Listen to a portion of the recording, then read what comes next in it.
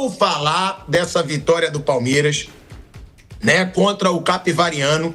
Inclusive o Capivariano no momento do jogo estava bem no jogo, cara. Achei que os caras atacaram, mas depois o Palmeiras abriu mais e fez 4-0. E aí, Flávio, eu te pergunto, né, desse jogo, porque o que vem impressionando no Palmeiras, o principal destaque, né, do Palmeiras, na minha opinião, quero saber na sua, na do Bruno, da do Mauro também, é o Andreas Pereira, a princípio. Porque o Andreas Pereira, ele faz uma temporada que ele tem 10 jogos, 7 participações para gol, 2 gols e 5 assistências, né? O Andreas Pereira começa mostrando um belo futebol nesse começo de temporada. E aí, Flávio, a gente fala de um Palmeiras que tem Andreas Pereira, Vitor Roque, Flaco Lopes e que chega agora o Arias e já chega acertando os 5 passes que tentou e fazendo uma baita jogada no pênalti, né? Bem o estilo do Arias, né? Ali aproveitando a profundidade, dando um come lindo e sofrendo um pênalti. O Abel, na coletiva, estava bem empolgado, Flávio Prado. É um começo de temporada empolgante para esse Palmeiras e outra, essa fase do Andreas Pereira. Bom, boa tarde, Pilhado, boa tarde, amigos. O Palmeiras ganhou muito bem o jogo de ontem, o que era o natural, né? Ele pegou a melhor chave, o Capivariano não teria muito como encarar o Palmeiras no jogo de ontem. Teve até uma atuação digna, foi, como você falou, em alguns momentos até jogou um futebol interessante, mas não tinha como competir, jogando em casa, o Palmeiras, um adversário extremamente superior. Então, realmente, aconteceu o que tinha que acontecer, 4-0. O Andreas Pereira é muito bom jogador, é um jogador de um nível muito alto, eu gosto muito desse jogador que ajuda muito a equilibrar o meio-campo. E dentro da naturalidade, ele está bem encaixado no time do Palmeiras, se assentou, se ajeitou. Agora, claro que os desafios do Palmeiras ainda estão por vir, né? Por enquanto, nós estamos vivendo uma fase de preparação, uma fase de acerto de todos os times. Até diria que agora estaria acabando a pré-temporada. Então, mas ontem o adversário era um nível incompatível. Futebol é futebol, poderia ter dado uma zebra, claro que sim, mas seria um resultado realmente muito fora de qualquer padrão. Então o Palmeiras cumpriu bem a parte dele, o time tem mostrado uma evolução, começou o ano com alguma indefinição, mas também era normal que estava recomeçando o trabalho. Agora, eu não diria, até no próprio Campeonato Paulista, né? Deve ter adversários agora de um outro nível, de um outro porte, a gente vai poder sentir melhor. E aí, pegando adversários, né, de um nível mais elevado no Campeonato Brasileiro, a gente vai poder sentir como será a tendência do ano do Palmeiras, que nos últimos 2 anos ficou devendo. E a presença do Arias, legal, já apareceu, começou bem, e ele realmente é bom jogador. Então ele está fazendo aquilo que dele se esperava. Mas com uma vitória tranquila e esperada do Palmeiras, Pilhado. É um Palmeiras que ele está invicto a 20 jogos como mandante. Né? Ele tem 15 vitórias e 5 empates desde agosto de 2025. E nesse recorte, o Palmeiras ostenta uma marca de 49 gols marcados e só 9 sofridos. 40 gols de saldo. Né? Em 11 desses 20 jogos, ele não sofreu gol, sendo mandante.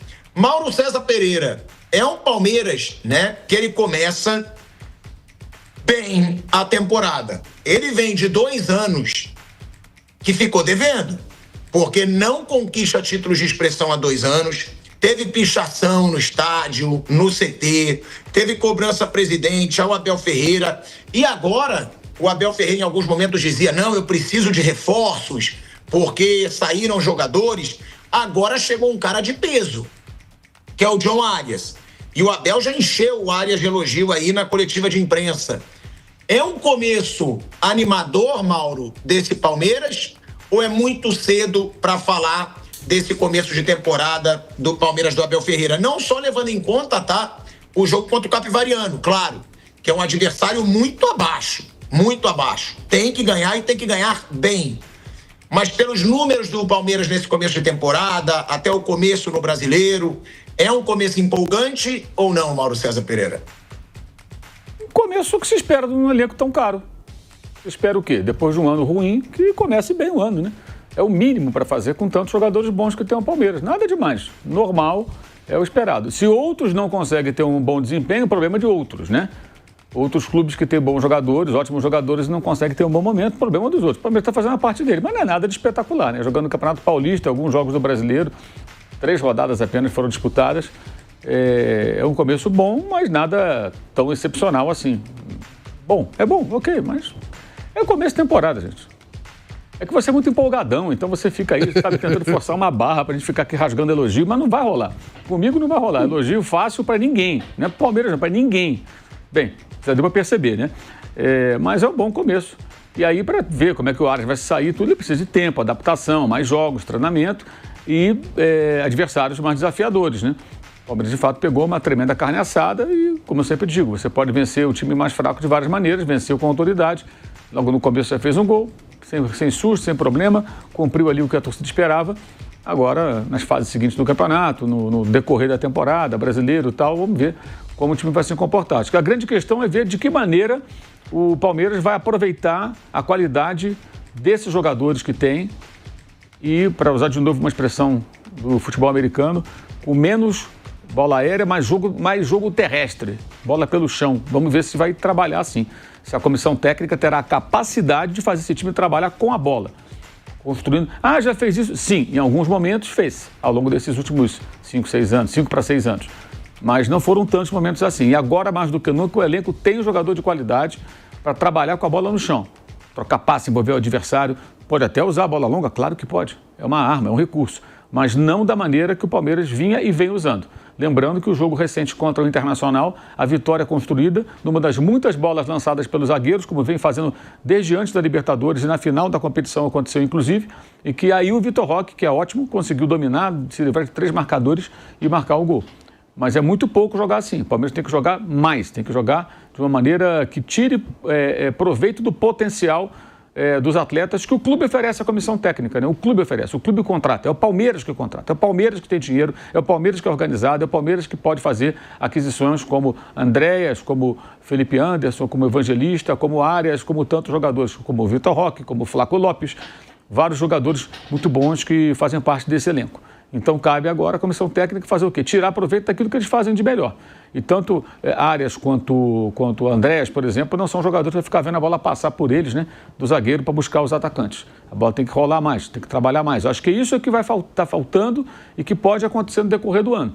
Então a expectativa que eu tenho é ver se o time vai de fato explorar o potencial desses jogadores, desses atletas que estão à disposição da comissão técnica depois de um ano aquém. Né? Ainda assim, o time foi vice-campeão brasileiro e vice-campeão da Libertadores. Só por aí você vê. No ano ruim, ele é vice-campeão dos dois. Por quê? Porque o elenco é muito bom. O elenco é muito bom. E agora melhor ainda com a chegada de um ótimo jogador, que é o John Arias. Eu não acho que os últimos 2 anos do Palmeiras foram ruins. Acho que foram, assim, o Palmeiras, ele vem de 2 vices brasileiros e um vice da Libertadores. Acho que o Palmeiras, ele, de novo, estava ali competindo. Ele não ganhou as principais competições. Mas ele está ali, ele está brigando, ele é sempre competitivo. Em alguns momentos ele joga mais, em outros ele joga menos. Eu não acho que o Abel faz muita questão de jogar bem bonito, assim. Ele quer jogar, ele quer ser competitivo e da maneira que for, que ele achar que é mais fácil para o time dele adaptar. E teve uma grande reformulação de elenco, acho que isso também pesou.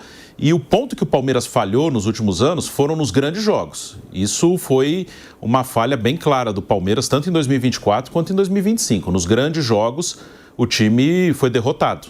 Em 2024 pelo Botafogo, na Libertadores e no confronto direto no Brasileiro. E em 2025 pelo Flamengo, na final da Libertadores, nos 2 jogos do Brasileiro. E um desempenho também ruim contra os primeiros colocados do Campeonato Brasileiro. Então esse Palmeiras dos grandes jogos, isso a gente só vai saber lá na frente se melhora em 2026 ou não. Porque o Palmeiras, ele foi competitivo, ele fez mais ponto em 2024 e em 2025 do que quando foi campeão em 2023. Ele tem um Campeonato Brasileiro com mais pontos nos 2 vices do que no último título. Então a questão é, no grande jogo ele vai conseguir levar vantagem? Isso a gente ainda não sabe. Mas o time é muito bom, é competitivo. A tendência, eu acho que a tendência é que ele tenha um ano ainda mais sólido, porque ele vai para o 2º ano com esse elenco. O ano passado foi o primeiro ano, esse time foi formado durante o ano passado. Foram mais de 10 contratações, porque o time anterior foi desfeito, que eles entenderam que já tinha dado, que já tinha muito jogador em queda. queda física, técnica, e agora é o segundo ano com esse elenco aí, com alguns reforços, com o Marlon Freitas, que entrou muito bem no time, com o Arias, que estreou ontem, e no mais é o mesmo time do ano passado. Então, num segundo ano, eu acredito que o time será mais sólido, acho que tem mais chance de encarar melhor os grandes jogos, que foi onde o Palmeiras escorregou nos últimos 2 anos, porque competitivo ele nunca deixou de ser, ele sempre foi, ele sempre está chegando. No Paulista mesmo, que é o que ele está disputando agora, na fase de classificação, ele nos últimos 5 anos, acho que ele perdeu 5 jogos. É uma coisa assim, ele perde muito pouco. E isso vai continuar. No time titular, pelo que o Abel falou, o Arias, a princípio, ele disputa com o Alan no lado direito. É o Arias com o Alan, e o Arias ele vai acabar ganhando o espaço dele, mas a briga me parece que é com o Alan, que é um jogador muito bom também. E para mim também tem uma briga entre o Evangelista e o Maurício no meio-campo. Numa disputa hoje do que seria o melhor do Palmeiras.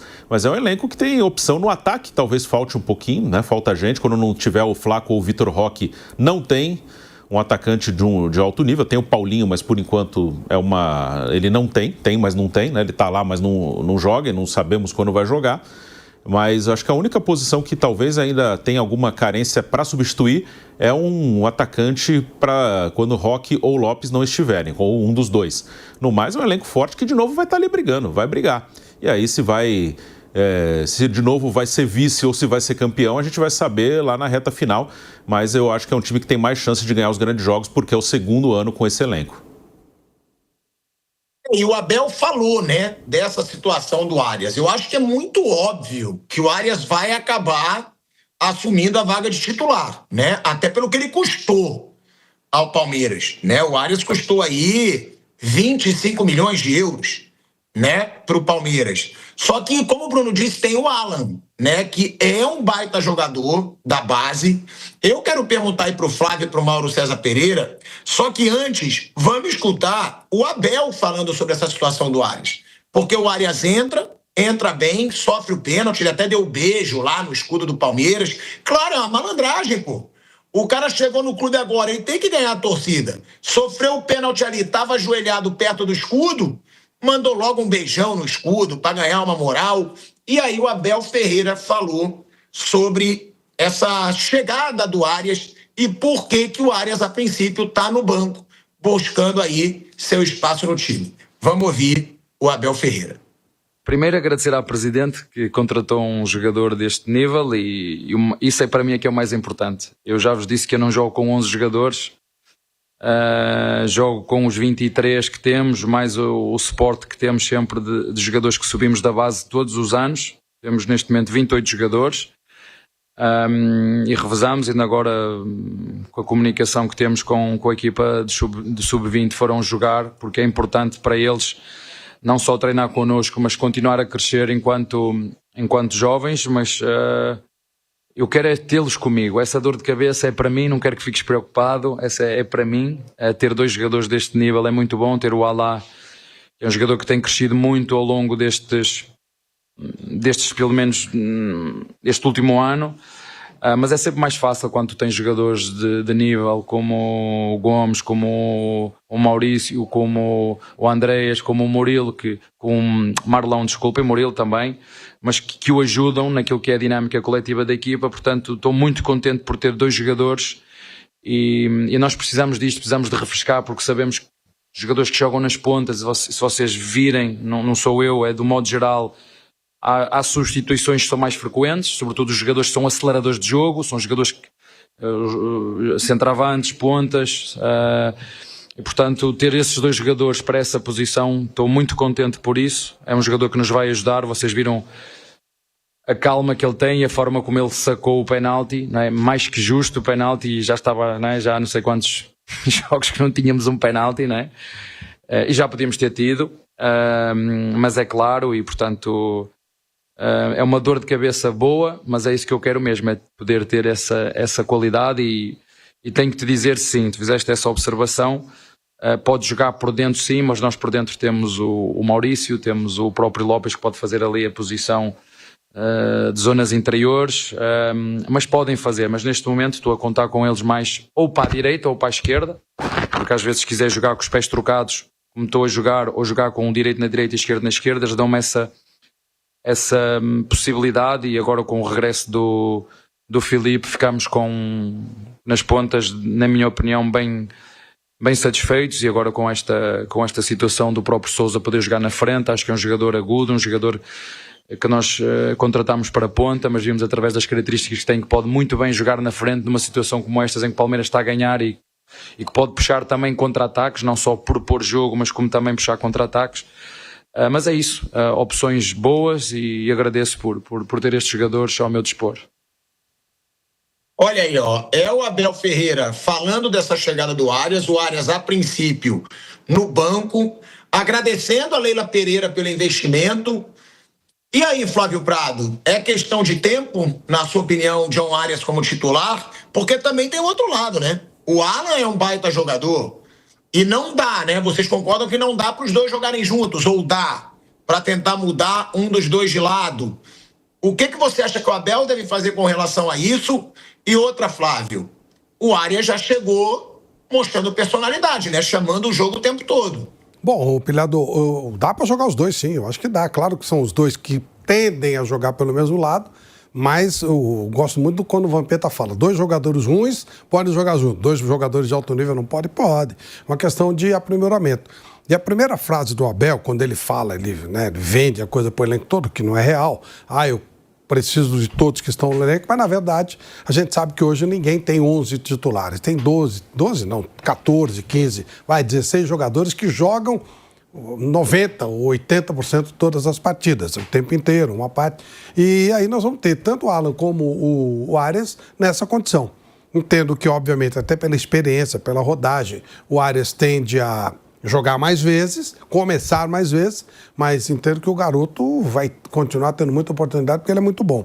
E outra coisa, dentro da filosofia do Palmeiras, o que a gente tem visto, o Palmeiras refaz as suas finanças, as suas grandes contratações vendendo jovens. Então, de repente, o Alan pode ser um jogador para ser negociado no meio do ano. Então, ele já fez a reposição antes. Apareceu uma oportunidade de mercado, ele venderia o Alan e compraria. Ele já comprou antes e já, na hora que o garoto sair, a coisa já está mais ou menos adaptada. Imagino que seja por aí o negócio. Então, não será um problema. Na verdade, como ele disse, uma solução, né? Ter esses dois no time é muito bom, mas acho que com o passar do tempo a tendência é o Alan ser rapidamente negociado, na primeira oportunidade de ser negociado, e ele tem muito mercado. Ele é o tipo de jogador que o futebol europeu olha com bastante interesse. Quem é mais jogador hoje para você, Flávio? Alan ou Arias? O Arias é um jogador mais experiente. Acho que não dá para você comparar esse tipo de coisa, porque é de igual. Agora, no final da carreira, talvez o Alan o supere. Talvez. Não dá pra gente saber. O Alan tem, um jogador... A gente não viu o Arias nessa idade, né? O Arias já chegou no Fluminense com uma certa vivência. Mas eu acho que são 2 jogadores de um nível muito bom. Hoje, claro que o Arias tem mais rodagem, claro que se a final fosse hoje, ele tivesse escolhido um dos dois, provavelmente ele escolheria para começar jogando o Arias, claro, até pela rodagem que tem. E sobre os 2 jogadores, eu posso lembrar que o outro Abel, né, o Abel Braga, dizia que o Arrascaeta não podia jogar com o Bruno Henrique. Aí chegou um português chamado Jorge Jesus e mudou tudo, né? Então, como disse o Flávio, bons jogadores podem jogar juntos. Se o jogador ruim joga junto, porque jogadores bons não podem. A questão é você encaixar, adaptar, você tentar encontrar um posicionamento para um deles um pouco diferente, para o outro poder ocupar um determinado espaço que, em tese, seria disputado pelos 2, né? Mas o elenco é muito farto, vai ter momentos que eles vão jogar juntos, vão jogar separados, enfim, vai depender muito do contexto, de semana e tudo mais. Elenco farto é para isso, né? Você não pode pensar em 11 jogadores, isso é uma coisa muito evidente. O Abel Ferreira ontem falou sobre jogar em Barueri, né? E aí, na declaração dele, ele volta para aquela defesa do gramado, né? Do Allianz Parque. E é um tema que você bate muito nessa tecla. Você até chama de piso de plástico. Você diz que não é grama. Piso de plástico. Então, eu quero até mostrar essa declaração do Abel para te perguntar sobre isso, porque você é o que mais tem uma opinião formada realmente sobre isso aqui no programa. Vamos ouvir aí o que o Abel Ferreira falou sobre jogar em Barueri, que ele não gosta, mesmo com a vitória. Ele questionou, e aí, para mim, ele está sendo um cara, né, sensato, porque se ele critica quando ele perde em Barueri, ele continuou criticando quando ele vence, mas aí o Abel deu um jeito de defender, né, a grama sintética usada pelo Palmeiras. Vamos ouvir aí. acho que é o segundo ou terceiro ano que nós começamos o campeonato a jogar sem ser na nossa verdadeira casa. Portanto, o que é que eu disse aos jogadores? Sem desculpas, jogamos onde for, seja contra quem for, e jogamos para ganhar. Eu vou voltar aqui a reforçar, sobretudo aos nossos torcedores, e agradeço o esforço de virem e encherem aqui o estádio, não sendo a nossa casa de origem, é o que temos, e por falar no que temos um gramado, e por falar em gramados, deixem-me só aqui esclarecer as coisas. Quando o gramado sintético é exatamente igual a um gramado natural. Quando está ruim, troca-se. Quando ele está ruim, troca-se. E o nosso gramado aqui está top. Ou que choveu, top. Este gramado aqui é melhor que 70% dos gramados artificiais, ou desculpa, naturais do Brasil. 70%. Agora, eu também já vi gramados sintéticos horríveis. E quando isto acontece, a CBF só tem que fazer uma coisa, que é o que acontece em Portugal, ou o que acontece na Inglaterra. Quando os gramados não estão em condições, há que lá ir cobrar para que o gramado seja trocado, para que os atletas profissionais de alta competição joguem com o gramado como deve ser. Isso é o que tem que ser feito. E, portanto, eu gosto muito de jogar aqui porque o gramado é top. E quando aconteceu no Aliança, o gramado, na nossa opinião, sendo sintético ou não, quando não está em condições, nós temos que o trocar. E foi isso que nós fizemos, e é isso que vamos fazer as vezes que forem precisas, mas jogar com um gramado deste é absolutamente extraordinário, a bola não salta, a dinâmica do jogo, vocês conseguem perceber a velocidade que é, ela não trava, não para, não salta, não há buracos, é dinâmico.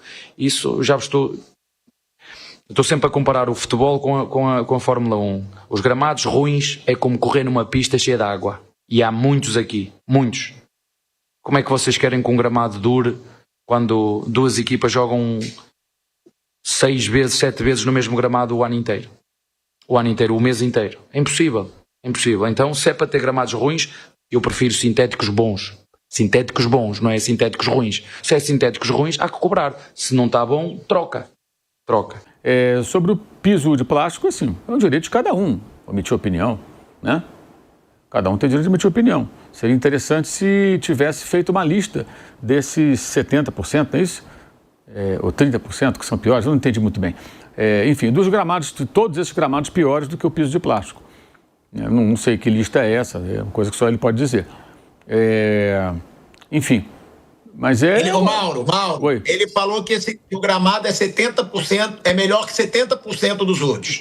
Então, quais seriam esses 70% de gramados tão ruins, assim, que consegue ser pior do que um piso de plástico? Ele citou Portugal, né, citou lá o futebol europeu, lá eles de fato trocam por outra grama natural, né? Lá não tem piso de plástico. Eles trocam por grama natural. Simples assim. É isso. E eu acho que não tem nenhum esforço ir para Barueri, dependendo de onde você mora. O Palmeiras tem uma torcida muito grande, espalhada por todo o estado de São Paulo, toda a região metropolitana da cidade. Para muitos palmeirenses é mais fácil ir para Barueri do que ir para o Allianz Parque. Então não tem esforço, depende de onde você mora. Talvez seja um esforço você morar longe de Barueri, um deslocamento maior. Mas para muita gente que mora mais perto, não é esforço. Porque o Palmeiras tem torcida em toda parte. A torcida do Palmeiras não é uma torcida de bairro, não é uma torcida da Pompeia, de Perdizes, que são os bairros ali, né? O estádio fica ali entre esses dois bairros de Barra Funda, ali da cidade de São Paulo. A torcida do Palmeiras tem em toda parte, inclusive em Barueri.